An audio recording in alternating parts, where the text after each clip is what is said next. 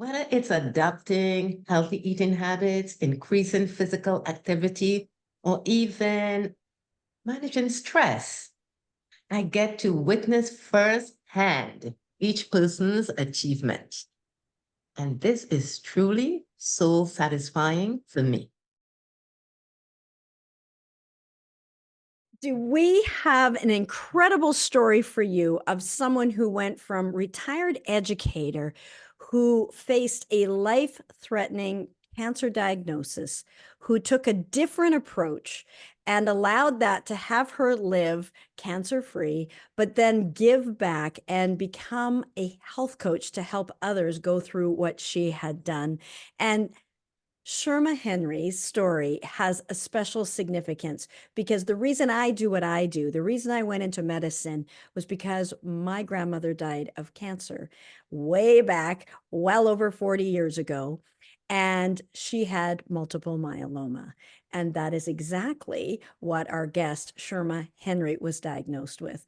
But many years later and knowledge later, she took a different approach.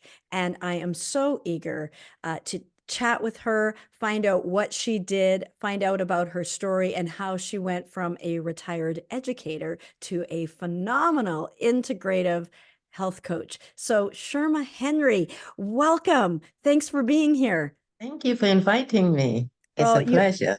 you have such an amazing story. Tell us where you're originally from. People can notice that amazing accent. Of course, it's your voice, so it's not an accent for you. But tell us where you're originally from and where you're currently residing.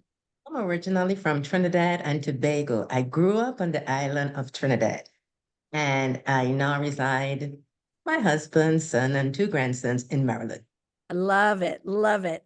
So good. So, I always say, most of us didn't pick this career of health coaching. So the journey to become a health coach, to break free, to heal ourselves, but uh, carry that forward and free to heal others is a fantastic journey, and everybody comes at it from a different vantage point. But no one is born, not these days, with saying, I'm going to be a health coach when I grow up. That could change and give us a couple of decades. That might change. So tell us your story. What were you doing originally? What was your career path? Were you interested in health at all? What were you thinking? And then how did you get to become a health coach? I worked in the public school system. I graduated with school psychology, but worked as I did intervention and testing in the public school for both elementary school and middle school. But when I got sick, I had to retire. Yeah. And to answer, was I always interested in health coaching? I didn't even know what a health coach was. So as a result, I was not interested, couldn't be. But I was always interested in health. Did I always live healthy? No. I was just interested because my father didn't eat meat. And he will always talk about, oh, and he ate lots of nuts and greens. And why did he do that? But I didn't follow that part initially. Yes, I was interested in health. I will read health book, but that was about it. But never thought about becoming a health coach. It's so interesting that you say that. Usually it's the other way around. Usually the father is the meat eater. And then, someone else is saying, hey, no, I want to do something different. Why was your father a vegetarian? You know what? I really don't know, It just but was I who he thought it was. was strange. You know what?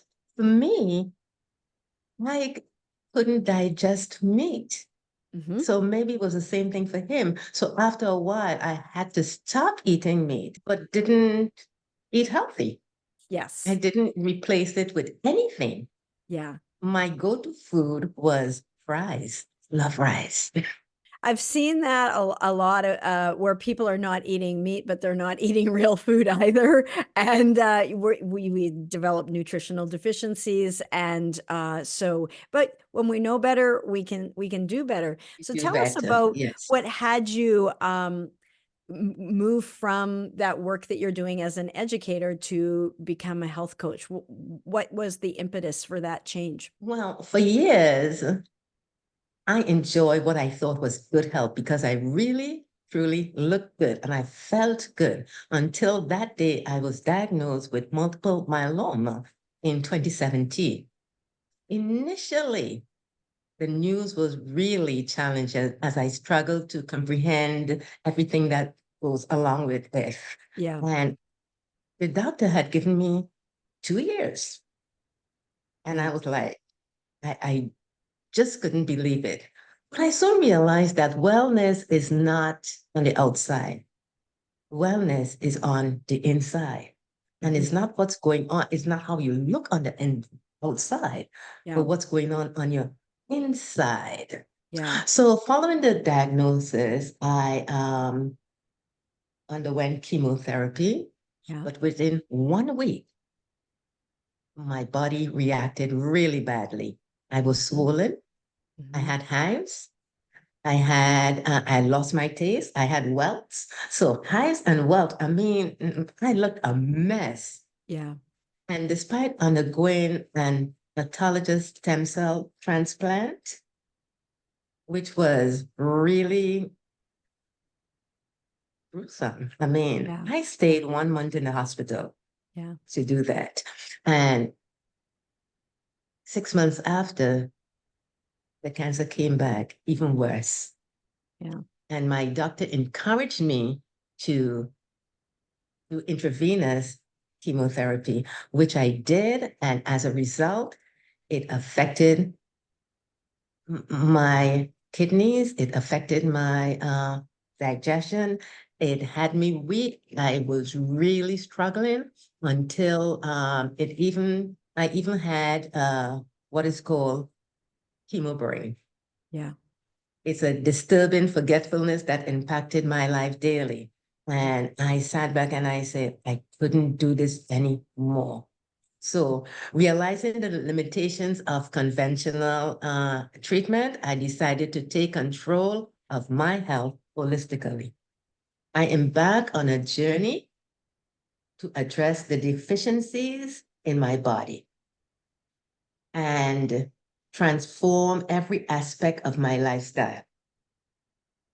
And as a result of that, I started to take care of myself Mhm.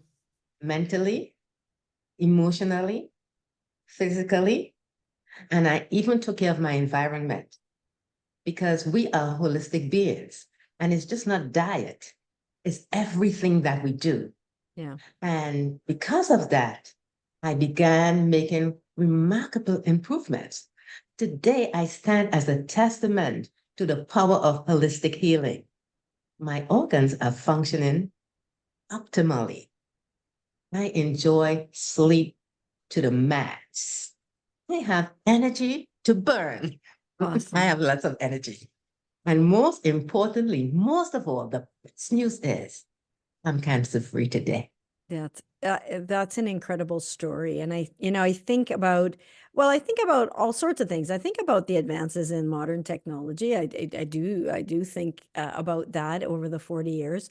But I think the bigger part of this is because not everybody, you defied odds already, like, so you, uh, you did something different. You decided, I'm going to take control of this. I'm going to be proactive with my health. And you realized you did not adopt the victim mindset. Uh, and you looked at what could you do? What can you do? So there's all these things I can't do. And you looked at, is this working? And so you really did I'm going to say a combination. It's not like you didn't, you rejected everything outright. I mean, honestly, when people are first, it's a terrifying scenario to be Yes, it in. is. And it's not anything anyone would ever wish on anybody. And millions of people are in that terrifying spot. And I think everybody wants great results. Everybody wants their health back. It's the most valuable thing possible. They just don't know how to get it. It's like, I'm happy to do it, but I just don't know how to get it. And so by taking this, what you just did was like, look at, okay, everything's on the table. Like, what can I do myself? And it's like, hey, you know what? I got some nutritional deficiencies. I got some lifestyle things that let's be honest, I'm not making this easier on myself. How can I make it easier on myself? And so tell us about the journey then, that led you from, okay, I'm taking control of my health, and then how connect a few more of the dots for me. What led to what that had you eventually become a health coach? So there you are, you're diagnosed with this, and you make the decision, okay, I'm gonna do what I can. I'm in it. I'm gonna do what I can. And so tell me what happened in your research to sort of do I that. did a lot of research and I listened to a lot of integrative doctors. Mhm. I didn't know anything about integrative holistic doctors before, but in my research, I found it. And I read a lot of books. And I stumbled upon Dr. Joel Fullman. Yes. And he talked about taking care of your body holistically. And he also talked about being a nutritarian. And then he had a course to teach you how to become a healthier person. And I did that course to learn for myself. And I did exactly what he said. And also other research things that I saw that made me go to get my nutrients in my blood tested to see where I was lacking. Yes. And I did not have any B's. I did not have any omegas. I did not have any, it was bad. I didn't have most of the nutrients that I needed. Mhm. And because of that, I was able to build it with, because too, I can't stand fish. So I didn't eat fish. So because I didn't eat fish, I did not know I had to supplement with omegas. So the chia seeds, flax seeds, I started incorporating all that into my diet. Mhm. And then I also knew that I had to do something about my mental stability and health. Yeah. So I found Deepak Chopra, who did meditation. So I joined his meditation class and I learned how to meditate. And Mhm. from there, from Joel Furman, Dr. Joel Furman, I went to Deepak with meditation. So I incorporated meditation. I changed my diet. And then things started improving. And then I went to IIN Mhm. to become a health coach. I So love that. I love that journey. And so it started off with your own health. And yeah, Dr. Joel Furman, if anyone's struggling with cancer and going through that, he's got some really great, I love the G bombs is the acronym right. for foods. And Yes. it's helpful to have a handy little acronym like that to know what should I eat, berries and beans, Berries, onions, berries, mushrooms, all yes. mushrooms, We know the drill. grapes. Yes. Yes, we know the drill. And so that it's helpful because we need something simple like that. So that's excellent. And then of course you can't miss the stress component and mindset component. And Deepak's Yes. where I learned how to meditate. So way back when I discovered IIN, a late night desperate web search, I remember because I had been a medical doctor for 25 years. And I'm like, how can I help people get out ahead of it? It was more for others. And I'm like, a lot of this stuff I know could be prevented with a healthy lifestyle, but in my medical career, I didn't really, it's not the time or the place to talk to people about being healthy. I know it's ironic, but like it was just go, go, go. And I'm like, isn't there a better way? And that's when I found that same night, both Deepak and IIN. I ended up going all in on both at that same time. And actually, Deepak's what he offered came up first before the IIN started. And so, yeah, that's him and David G. That's where I learned to meditate. And I think of them all the time. I do daily meditation. So that's, yeah, it's really helpful. It's And so really calming. Yes. Yeah. And then I love that then it's like the IIN is a phenomenal bridge where a lot of sometimes people do want to help people be healthy. That is the original intent of going there. And that is the primary intent for me. So I was already trying to help people be healthy because of my grandma who had died of multiple myeloma. I'm like, okay, how do I prevent this from happening to other people? What is there anything that we can do?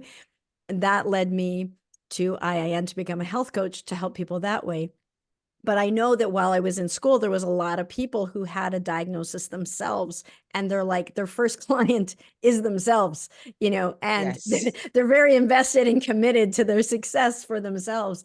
And some of them have zero intent actually of actually health coaching someone else. Cause gosh, I'm not the picture of health. So why would I help somebody else? But through that, then as they get results and they're like, hey, I could do this. Hey, these simple things have a profound difference. It's really, really great. So exciting. So I love that now you're like able to reach around and give back to others. It's so excellent. So tell me so now you are a health coach. So tell us, who do you Yes. help now? Like people have areas of expertise given your background. Like, who are you passionate about helping? What do you help them with primarily? So I help women with cancer effectively combat the side effects of chemotherapy, such as brain fog and fatigue. Through personalizing support and guidance, I empower them to reverse these symptoms, enhancing energy level, vitality, and mental clarity so that they can actively embrace life to the fullest. I love it, Sherma. And the thing is, you've been there, done that. And so I really love Yes. when people, and not everybody has, most people don't. Most people can't help people with that. And, a lot of people think, well, they've dumb luck, or it's too bad. I just have to stay like this. So I really like that you're now, shining a light and being a beacon to guide others. So that's really great. What's your favorite part about being a health coach? About what do you like best about it? Anything that I is your like favorite? meeting some, I have met some amazing people, Yeah. Yes. right? And I enjoy the incredible opportunity to work closely with each individual to help them set and achieve their personal goals. Whether it's adopting healthy eating habits, increasing physical activity, or even managing stress, I get to witness firsthand each person's achievement. And this is truly so satisfying for me.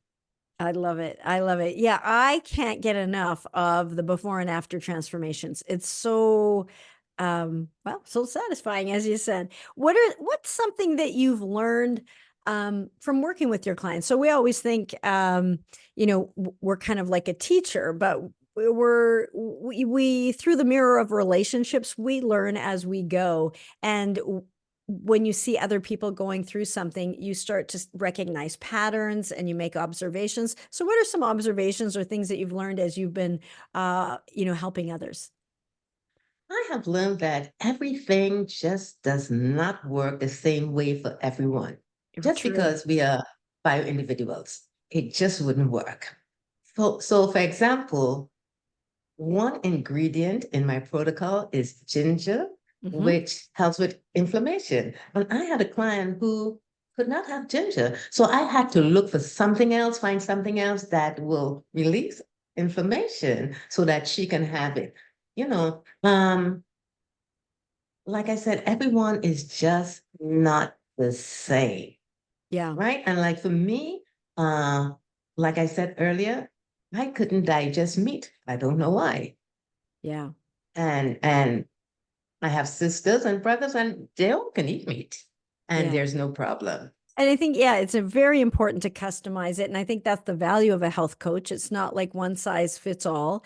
And I always give my own example of like being somebody who talked about how awesome broccoli is, but it's a superfood, but not super for me. And for I can eat it now, but for there's at least 20 years that I would get just doubled over sick with broccoli. So, um, not healthy for me at that time. And so, yes, you have to like, first and foremost, listen to your bodies, and we're not all the same. And so good to recognize and realize and really eat for you, however that looks for you. I love that, Sherma. So as someone yourself, Sherma, who really immersed herself in the holistic approach, able to become cancer-free, able to address that the chemo brain and so on. What would you say is the biggest myth that people have when they're either struggling with cancer, or looking at how to overcome it, or even just addressing some of the side effects of the chemo, like anxiety and brain fog, like you mentioned? What are some of the biggest myths that you've seen? Biggest myth I have seen with cancer is that most people believe that it's just genetic. Mm-hmm. And because it's genetic, due to this misconception, they often resign themselves to living in the condition and not really try to reverse it, because they say, you know what, my mother had it, my father had it, or, Mm-hmm. it's in the Yes. family and I could do nothing about it. Yeah. And they don't. And they will say, my doctor said this, and my doctor diagnosed this, and this is what the doctor gave me. And they throw their hands up and don't take responsibility, so to speak. What about the And the overcoming the brain fog and the fatigue? Any myths that you have from that? Same thing? yes, the brain fog and fatigue, regardless of where it comes from, a diagnosis, whatever, they think, okay, I am 40, I am 50, it's my hormones. People blame everything else, and they don't think they can do anything to improve it. And Right. I'm here to say, take a stand. You can do it, can be improved. Yeah. You have to take responsibility for your body. It's yours, Yeah. and no one can do it for you but you. And I usually say that, okay, when they said, oh, this is hard, I can't change my diet, I can't. Think about what hard. Think the way I will say it is, pick your heart, Yes. pick your heart. But you didn't do anything, so you have picked your heart, Yeah. because you're suffering the consequences of not doing anything. Yeah. So, which heart do you prefer? Yeah. That's so powerful. And I think, you know, from a place of compassion, you and I both know, if you don't think that there's anything that you can do, well, why would you do anything? Why would you give up your favorite, sweets or your junk food that you love if it doesn't make any difference? And so I think because people, so the two are really tied together. If you think it's your genes, and if you believe that there's nothing you can do about those genes, that's another story. But if you think you can't do anything about it, then of course you're going to, as you say, resign yourself to, oh, well, nothing I can do. And we give up our power. And the thing I love about your story, and so many that I get the honor and pleasure of interviewing, is you're somebody who says, yeah, but what can I do? What are some of the things that changes I can do? What if I can make a difference? What if I could feel better today? What if I could just implement some changes that allowed me to feel better today? And then you took responsibility, and then when people, then you're living proof. You're living proof. You had that diagnosis of multiple myeloma, and look at where you are today, and being able to help others and shine your light, and really just, be able to move forward, live a great life, and be there. And so, was it hard to change a diet? Maybe, but the alternative is harder. Because when you think about it, if you want to get over on the other side, even if it's hard, do it, because you will see the result. Why resign yourself to suffer when you don't have to? Yeah. And we have to remember to, what we do today will affect tonight or tomorrow. Yeah. Because what you eat or what you think may keep you up tonight. And if it didn't keep you up tonight, it will come out somewhere tomorrow or next week. So we have to be very mindful of what we Yes. think, how we act, our beliefs. Yeah. Our So belief powerful. system is very important. Do you believe that you can get better? If you don't believe it, it doesn't matter. You can change your food, but you won't get better.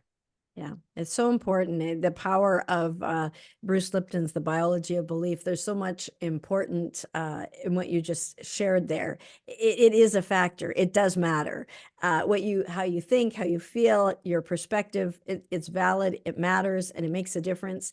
And I think just even increasing that awareness that and to give people hope that there is something that we can do. Now, on the other side, none of us is getting out of here alive, by the way. So we're not eating this to prevent death, because good luck with that. Because statistics will show 100% at sooner or later. We would just like it to be later and with greater ease, as a rule. And it's about feeling better today and having that quality today and being able to make that difference and turning down the dial on the terror that is just so prevalent with that whole circumstance. And I unfortunately know about this terror.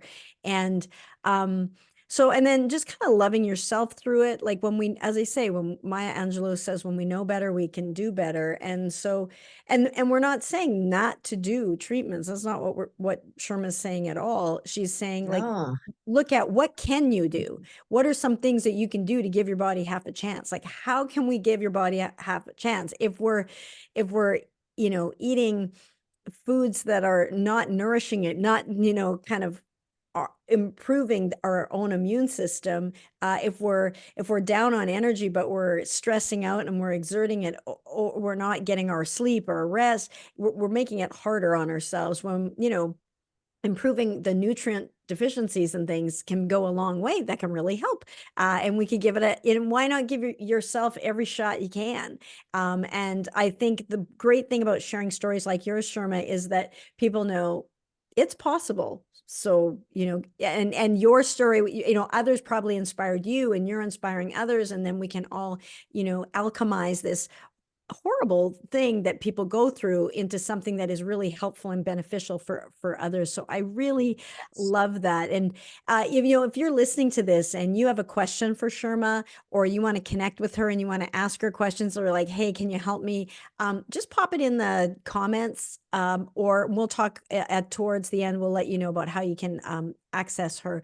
But just let us know. We'd love to hear what your questions are, or your difficulties that you have with that. There's more than one right answer, but it's an incredible journey, and especially the journey to become a health coach. So if you're looking to become a health coach, I mean, both Sherma and I both went to IIN, an incredible school. But if you are already a health coach and you're like, well, how can I take this tragedy, this trauma, this thing that I went through, and now how exactly can I structure it to be able to help others? There'll be a link at the top of the description here, where you can find out about how to do that. That's something that we love to point people in the right direction of. That's definitely doable, and you've come this far. Let's take it all the way. So Sherma, how have you grown as a person through this process of becoming a health coach, the journey to become it? What else has improved for you? I have grown as a person because I believe that I'm more compassionate. I am less ready to give advice because the person most often knows what is needed to get results. What has improved for me is that my ability to listen without judgment, because everyone knows their backstory. It may be similar to mine, but I don't know, so I cannot judge. Right. I did not walk in your shoe. Right. So I have learned to be more empathetic and compassionate. Yeah.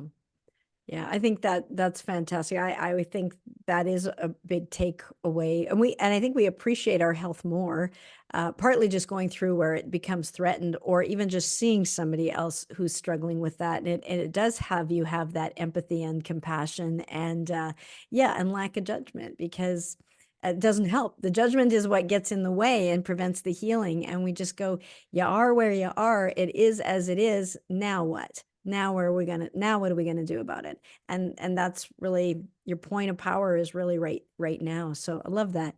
If you could go back to talk to your former self, Sherma, any advice that you would tell your younger self, your former self? Oh, I have so much that I will tell and I will do differently. A Hmm. lot, right? I will tell my former self to take care of myself holistically. Hmm. Take care of myself with my diet, take care of myself with my thinking, take care of myself spiritually. Yes, I exercise a ton, but because I was a dancer. I prayed because I was a Christian. But it's different when you understand why you pray, why you meditating, what result are you going to get. Most of my meals would be nutritionally dense. I was a vegetarian because I ate meat, but I was a vegetarian junkie, right? So, and I did not drink the required amount of water needed for my body. So I will tell myself, drink water. I will tell myself, make sure your plate looks like the rainbow. Hmm. Have the different colors in there. Make sure you eat grains. Make sure you eat the berries and the mushrooms and all of those nutritionally Yeah. dense stuff. Enjoy it, right? I will tell myself, yes, exercise, but everything in temperance. Don't overdo anything. We have to have a balance. And I hated going out in the sun. Hmm. So if the sun is out, I'm not going out there. But what I know now, I will tell myself, go play in the sun because that's vitamin G. It will help you. It will Hmm. help your circadian rhythm. So get out there. That's what I'll tell my younger self. I Yeah. wish I knew then what I knew now. You know, I love what you said about the sun and getting out in nature. I think we don't value that enough. And in fact, a lot of us do try to hide from the sun. We don't want sun damage and that. But we're wired that way to it helps, as you say, with the circadian rhythm, and lots of evidence that getting outside in nature is such a great thing to do. And most of us are on our screens. We're on our screens right now. Guilty. But most of us are on our screens for a lot of our day. And it's important to include getting out in nature. I'm going to encourage all of you sometime today, or depending on when you're looking at this tomorrow, get outside, even if it's just for a few minutes, walk on the grass, hug a tree, get out in nature, appreciate the flowers, appreciate the sky, appreciate the birds, because it's all part of us, and there is something very powerful in doing that. I love that. When you're helping your clients and you're helping people, it's very common for there to be like a little ripple effect of benefits, spin-off benefits, I call it. Anything that comes to mind as to, you're helping somebody with this thing, but then there's some other things that also happen. I love to hear these stories. This is my favorite Sure. question to ask. Um, because if I'm helping someone to get over like brain fog, then the things we do, you will become mentally more mentally alert. Then the spin-off will be you will be sleeping better, spin off more energy, spin off weight loss, and you start incorporating all that. And because less stress, they become less stressful because now you learn how to have mindful eating, you have gratitude, forgiveness. So all that is the spin-off benefit Yes. from what we do. I remember you telling me about one woman in particular. Now, I don't know all she had like a lot of diagnoses. She might have even had multiple myeloma too, high blood pressure and a bunch of things. And she was like on like over 20 medications, which it sounds crazy, but she was. Do you remember that story? Do you remember her? Yes, yes. And yes, she had high blood pressure, diabetes, she was diabetic, and she was diagnosed with multiple myeloma. That's when I met her. And she ate the standard American diet. Mhm. She thought that if she got off the medication, she had to eat salad in order to go forward. And Yes. she said salad was boring. So I asked her, I said, what is salad for you? She looked at me and said, lettuce and tomatoes. And I laughed and I said, I agree with you. That's boring. Yeah. Yeah, because I would not eat lettuce and tomatoes every day. Now, Yes. lettuce is good, tomatoes good, but it's not nutritionally dense. You need a whole lot more than lettuce and tomatoes. Yes. And I convinced her to try my protocol. She got, she incorporated fruits, berries, vegetables, grains, beans, nuts, mushrooms into her diet and began drinking her required glasses of water because everyone don't drink the same amount of water. It depends on your weight. And she was a big person, right? So she started, and then she started meditating. And finally, she did a gratitude journal and she was enjoying that. And she had she was visiting her doctor and gradually her doctor was removing the medications one by one. Wow. That's awesome. Yeah. That cost her savings Yeah. and not just health, but she saved money because she didn't have to spend money buying all those medications. Yeah. And then the big bonus for her, she was so happy she lost weight. She could not stop talking about, oh, look at me, I lost weight. Yeah. Yeah, which was good.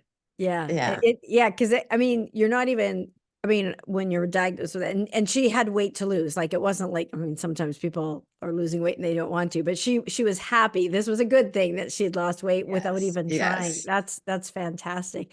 It's so good. I mean, I think it's so incredible when you and I were able to connect, Sherma, and you'll always have a soft spot in my heart because it really brings me right back to when I was 14 and my grandma passed and it was from multiple myeloma, and that was the first time that as a kid I'd heard of that term before, and it was because of her and that situation that I went to medical school and worked 3 jobs, did what I could just to get myself through medical school and became a medical doctor and to help prevent, people from having to do this. And then it was only, 25 years into a medical career and I'm like, wait a minute, like there's more that we could do. We're kind of pinballing people from test to test to test to test. And then there's a lot of, sorry, there's nothing more we can do for you at the end. And when you zoom out, and sometimes you need decades to zoom out and you go,